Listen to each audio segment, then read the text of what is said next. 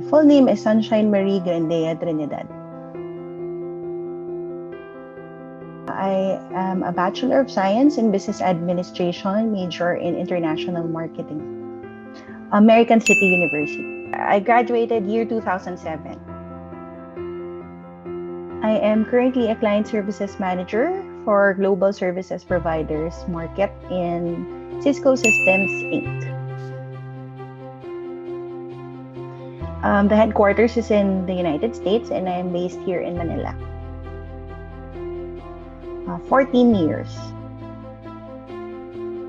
Well, I think SISFU has really equipped me well with foundational knowledge and skills in business, marketing and management, right, based on my course. Our professors were truly industry experts and more than just the fundamentals. Even when I had my first job, I was confident because SISFU showed me, even just as a student back then, the values of how to properly conduct business, what it means to truly be a professional. And the most important thing, I guess, is that it had an environment that allowed me to really hone my abilities and become a well-rounded person. So I discovered a lot about myself. I was able to really focus on that while studying and also translate that into my professional life when I started working.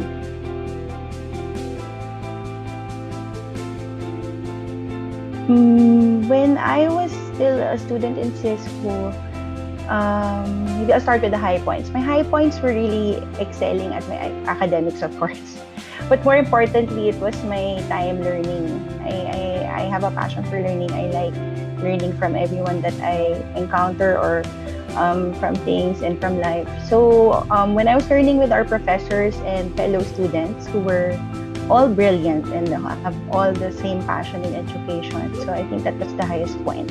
And another highlight probably would be having been part of the marketing team representing SISFU to Philippine Junior Marketing Association's annual marketing competition, where we were able to bag and win the top 1 and top 2 spots 2 years consecutive, and going against the other university giants here in the Philippines. For the low points, I really can't remember much, but maybe it was more walking up and down the stairs from the first to the 5th floor because there was no elevator back then. But kidding aside, I really can't really think of any at this moment.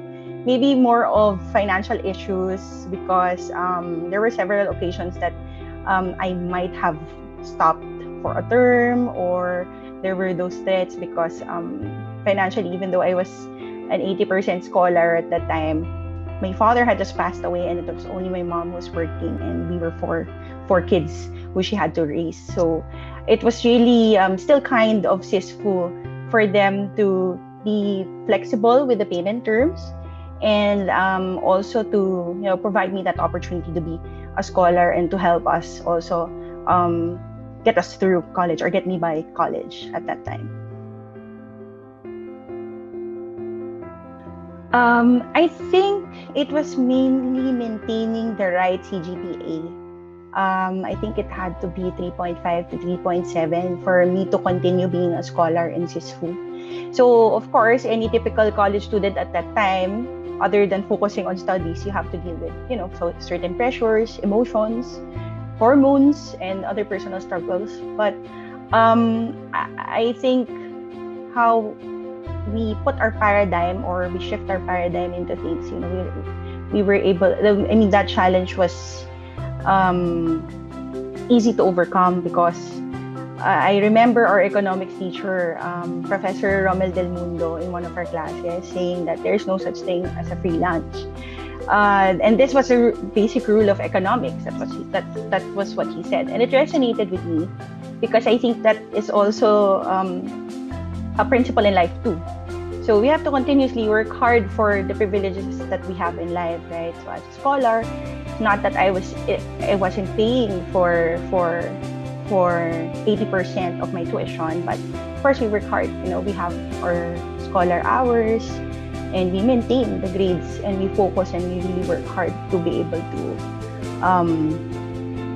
to achieve what we need to achieve and maintain that scholarship.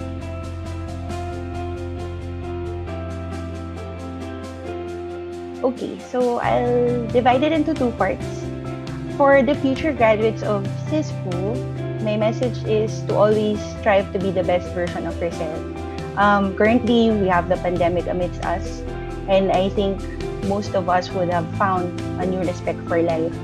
It is important to seize opportunities and make the best out of them. We also cannot just live for ourselves. We need to help others, and we need to help ourselves as well, and never lose hope. You have to, I think, mostly pursue your passions and live a life that you can be proud of. And most of all, always trust God. Now, for those planning to take up studies in SISFU, I would just like to share something. I learned this when I had just graduated from SISFU.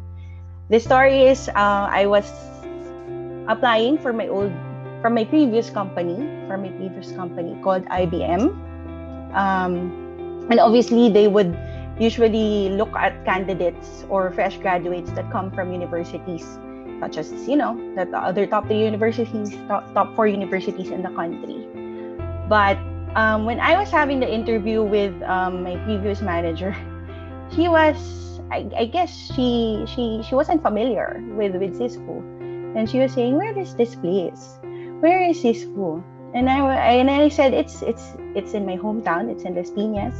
I have studied there all my life. And post our interview, she was saying, "You know what? I wish more schools such as other than the top 3 universities can produce students or graduates such as yourself." And I took that as a great compliment, and it made me realize that your school doesn't make you. You actually make your school.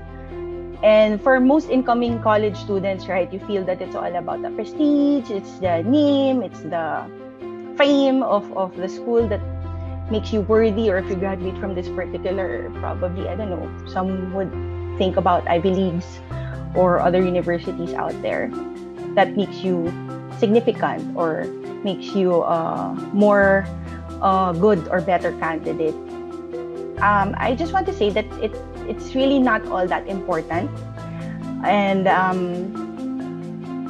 it's the most important thing is wherever you may be or what school you choose, that you actually choose from the heart. And I think, for example, in SISFU, I believe that the nurturing environment and culture of excellence that they had offered me, and that they had offered me, is a perfect place for one to find the support that will enable you to be the best that you can be and to make a good difference in the world. So, doesn't matter what school, you make your school, and your school doesn't make you.